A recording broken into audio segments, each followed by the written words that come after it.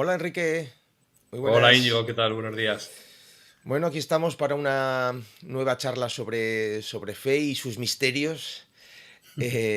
Hoy te he planteado, Enrique, hablar sobre una de las muchas herramientas que has integrado en tu metodología, en fe y fisioterapia energética integrativa, como es el mindfulness. Y Ujú. digo mindfulness porque te he oído a ti mencionar el mindfulness como una herramienta. Pero no tengo muy claro, y es la primera pregunta que tengo. ¿Qué diferencia hay entre el mindfulness y la meditación? Mindfulness y meditación son conceptos paralelos, pero no son exactamente iguales, sobre todo a nivel de tradición. La meditación es una práctica que viene desde tiempos ancestrales, todas las religiones tienen sus métodos meditativos y el mindfulness es una aplicación, digamos, de la meditación, pero con un concepto ya más también integrado con los avances de la neurociencia y se trata más o de una focalización de la atención y una focalización en el presente. La gran diferencia es que técnicas de meditación hay muchísimas y el mindfulness aprovecha unas determinadas técnicas para conseguir que el paciente tenga una atención, digamos, en el presente. Pero bueno, sería un tema, es un tema muy amplio y además se habla mucho sobre diferencias entre meditación y mindfulness, pero básicamente ese es el objetivo, es que la persona esté focalizada en el presente y que dirija su atención donde ella quiera. Es un entrenamiento mental de la atención, por así decir. Yo creo que quien más, quien menos ha escuchado hablar sobre la meditación, ha escuchado hablar sobre el mindfulness, incluso se tiene una idea de cómo se realiza, cómo se practica, e incluso seguro que hay muchas personas que lo han probado, ¿no? Que han hecho alguna vez, han practicado alguna vez, aunque sea unos minutos de meditación. No sé si a eso se le puede llamar meditar o hacer mindfulness, pero bueno, la cuestión es, Hmm. eh, ¿qué efecto tiene la meditación que pueda ser interesante en nuestra profesión, en fisioterapia? Pues el efecto es tremendo. ¿Por qué?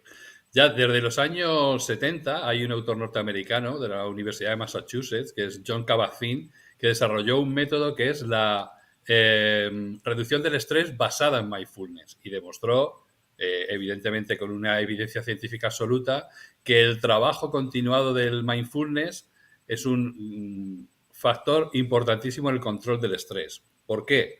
Tiene todo el sentido, porque el estrés viene generado o bien porque la persona está en el pasado y ahí tiene problemas de remordimiento, tiene problemas de ira, o bien hacia el futuro con problemas de ansiedad, de miedo, y de alguna manera el sistema subcortical es quien toma el poder y quien nos está llevando o bien al pasado o bien al futuro.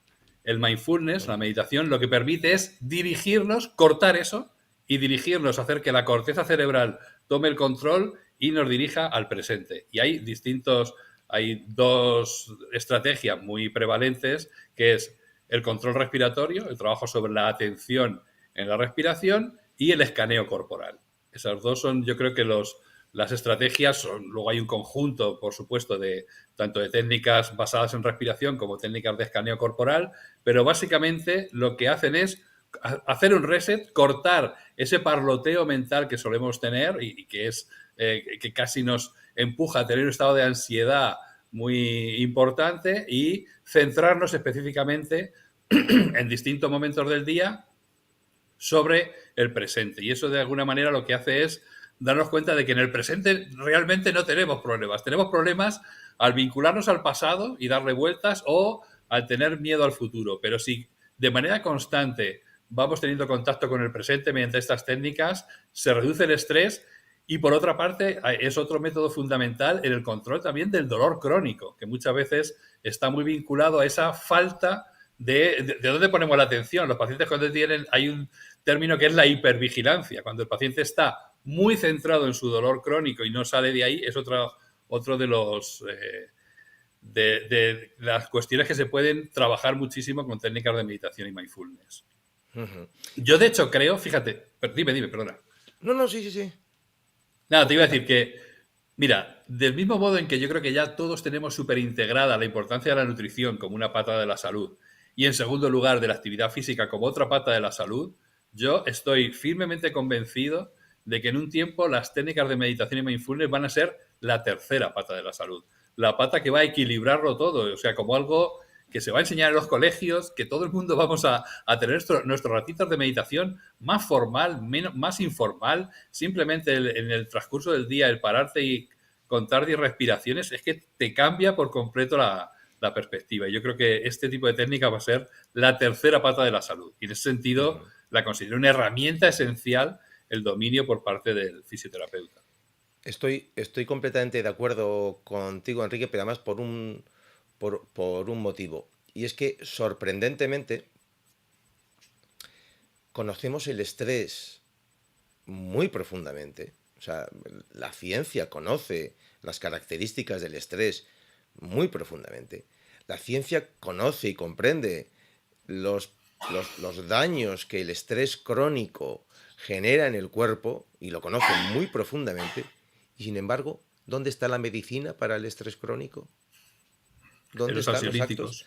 O sea, entonces, como creo, ya voy viendo por lo que se ve, ¿verdad? Que cada vez tenemos sí, la escopeta más puesta en el dolor, en el estrés crónico como fuente y causa primera y última de la mayor parte de la patología, ¿sí? De la mayor parte de la patología. No puede ser de otra forma que finalmente tenga que venir una herramienta como el mindfulness a ayudarnos a salir de ahí. ¿Sí? Está claro. Y una pregunta sobre cómo lo usas esto en FEI. Es decir, eh, tú utilizas una sesión completa para hacer una práctica de mindfulness. Das pequeñas pautas de cómo hacer pequeños trabajos de mindfulness en el día a día. ¿Cómo lo aplicas con tus pacientes?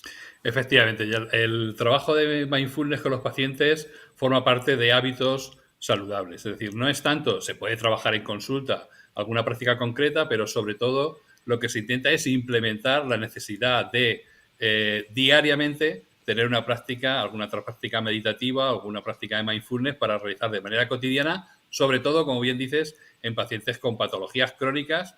Y claro, la clave la has dado tú, es que la mayor parte de toda la cronicidad, y la cronicidad metabólica, cardíaca, en todos los sistemas, viene mediada por el estrés. Y creo que la estrategia número uno de gestión del estrés son las técnicas de meditación y mindfulness.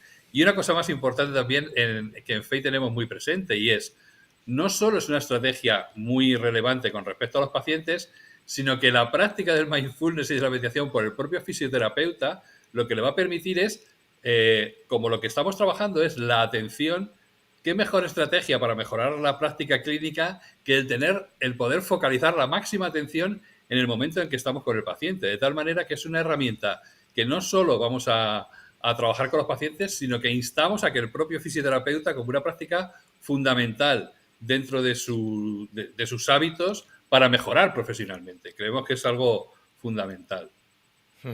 Sí, yo ahí creo que, porque estoy absolutamente de acuerdo, por supuesto, pero creo que el profesional en general ha puesto mucha atención a que con un paciente su juicio diagnóstico, ¿sí? Sea acertado, ¿sí? A comprender mecánicamente, fisiológicamente, causalmente, ¿sí? Sin embargo, hay otra forma de ver al paciente, ¿sí? Que es la observación y la atención al ser que está debajo, ¿no? A su estado emocional, para uno poder contactar de esa forma con una persona, primero tiene que tener ese mismo contacto consigo mismo. Para realmente poder tener esa capacidad de empatía, más allá de lo verbal, más allá del discurso, ¿no? A mí me gusta hacer con muchos pacientes como Homer Simpson, ¿no? Que está Marx hablando y él solo oye "Bro, bro, bro", mientras ve donuts, ¿no? Pues yo hay muchas veces que estoy con los pacientes y lo que me cuentan pasa a ser bo, bo, y yo estoy viendo a la persona, estoy viendo su sufrimiento, su miedo, su angustia, ¿sí? Creo que para poder ver eso, para poder realmente estar ahí, hay que estar primero en contacto con uno mismo, ¿no? Entonces, una buena práctica, el profesional de mindfulness antes de empezar la mañana de trabajo en clínica sería un buen hábito profesional, ¿verdad?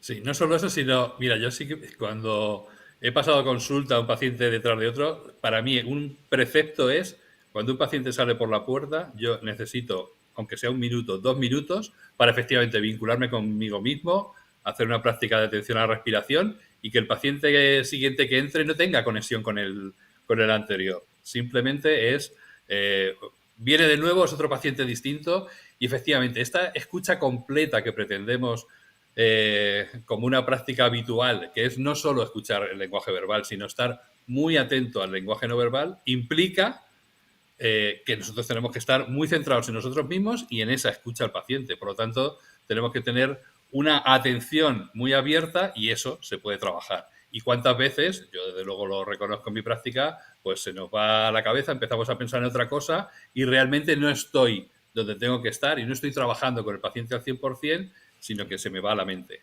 Ese se me va, la práctica habitual de técnicas de meditación la redirige mucho más y se evita mucho más esas ausencias que a veces tenemos en consulta, está claro. Y el mindfulness, entonces, es una parte más o menos importante de la formación, es decir, ofreces técnicas, propuestas de práctica. Me imagino, obviamente, el profesional tiene que practicar consigo mismo, ¿no? Eso es fundamental, ¿no? Sí. Dentro de la formación ahí.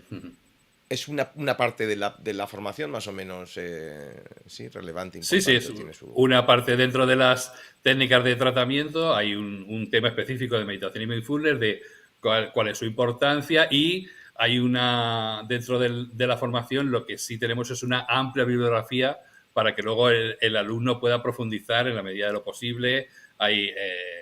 Proporcionamos bibliografía tanto escrita como técnicas de meditación grabadas, es decir, el alumno luego puede bucear y profundizar en fe muchísimo. Eso no lo hemos dicho en ninguna de nuestras conversaciones, Enrique, pero doy fe de que la bibliografía, no solo bibliografía, sino videografía, ¿sí? La selección y colección de vídeos, artículos y libros que Enrique ofrece, no solo sobre el mindfulness, sino sobre cualquier tema que trate en su formación, es descomunal. Es toda una vida de recopilación minuciosa de material. Boom. Solo eso ya tiene un valor del recopón bendito. ¿Sí? Material bien filtradito, el bueno, sí. El bueno. Claro, lo que hemos intentado es, la formación está claro que es amplísima, hablamos de muchísimas cosas. Si habláramos muchísimo de muchísimas cosas, pues entonces la formación no tendría lugar en 8 meses, tendría que ser años. Entonces, abrimos puertas, el alumno de manera sistemática va a tener un conocimiento de lo que es la meditación y el mindfulness, pero aquel alumno que diga, joder, yo en esto me gustaría profundizar más, va a tener las puertas abiertas a profundizar muchísimo a través de material y que lo va a poder trabajar mucho más. Pero entendemos que, claro, si cada tema, si hablamos de consejo nutricional y abrimos la nutrición al máximo, pues sería en vez de FACE sería la historia interminable. Entonces abrimos puertas. Sí es verdad que de manera sistemática pensamos que todas ellas tienen que ser abordadas, pero luego la profundidad de cada uno ya eso se adapta a las necesidades y a la disposición de cada uno de los alumnos. Muy bien, Enrique, pues muchas gracias, ha sido un placer como siempre y mira, me entran un poco más de ganas de ponerme a meditar, la verdad. merece muchísimo la pena y parece mentira, pero cambia la vida, ¿eh? O sea, con el tiempo, y no mucho tiempo, en lo que se dice siempre 21 días de 3 semanas, 21 días que tú hagas una práctica de meditación, le reto a quien quiera que lo haga y le va a cambiar algo.